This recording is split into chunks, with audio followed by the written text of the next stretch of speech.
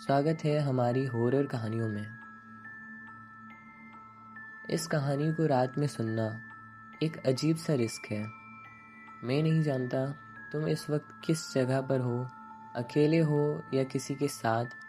पर अगर तुम्हें आज या कभी भी रात के अंधेरे में अचानक लगे कि सुबह हो चुकी है, तो मेरी बात याद रखना। बिना घड़ी देखे कहीं भी मत जाना, क्योंकि कुछ सुबह इंसानों के लिए नहीं होती। इस कहानी का नाम है भूतों की बारात। राघव उम्र करीब 23 साल, गांव का लड़का, बहुत गरीब, इतना गरीब कि उसके पास फोन नहीं था। घड़ी तो दूर की बात है। राघव का वक्त हमेशा दूसरों के हिसाब से चलता था। जब कोई कहता अभी सुबह के 6 बजे हैं, तो राघव मान लेता। उसने कभी वक्त देखा नहीं, सिर्फ माना है। उस दिन राघव के दोस्त की बारात थी। राघव ने वादा किया था कि वो सुबह सुबह उसके घर पहुंच जाएगा। उस रात अमावस्या थी, पर अजीब बात ये थी कि आसमान अंधेरा नहीं था। आसमान चमक रहा था, बिल्कुल सुबह जैसा। राघव ने दरवाज़ा खोला। बाहर निकलकर उसने आसमान देखा। उसके चेहरे पर थोड़ी सी तसल्ली आई। उसे लगा सुबह हो चुकी है, पर गांव सो रहा था। कोई बच्चा नहीं, कोई औरत नहीं, कोई कुत्ता भी नहीं भौंक रहा था।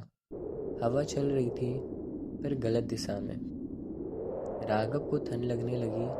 उसने अपने आप से कहा, शायद सुबह की ठंड है। उसने चलना शुरू किया, कच्ची सड़क पर अकेले। तभी राघव को महसूस हुआ कि कोई है उसके पीछे। उसने मुड़कर देखा, कुछ नहीं था। पर जब उसने आगे देखा, कोई था, एक साया, बहुत छोटा, फिर अगले ही पल बहुत बड़ा। राघव का गला सूख गया।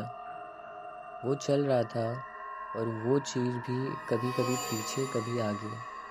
उसके पैर जमीन को छू रहे थे या नहीं, राघव श्योर नहीं था।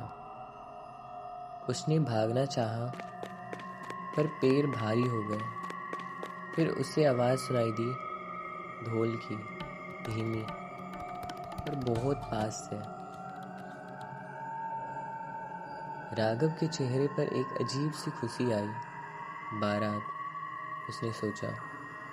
पर जब उसने देखा, तो वो इंसान नहीं थे।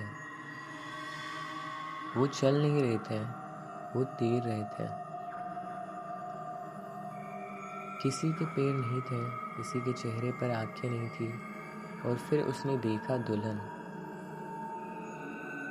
दुल्हन सांस नहीं ले रही थी।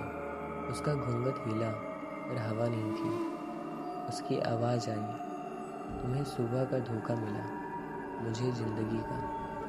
राघव का शरीर कांप रहा था। तब उस साये ने कहा, जिनके पास घड़ी होती है वो बच जाता है, और जिनके पास कुछ नहीं होता उन्हें हम वक्त बना देते हैं।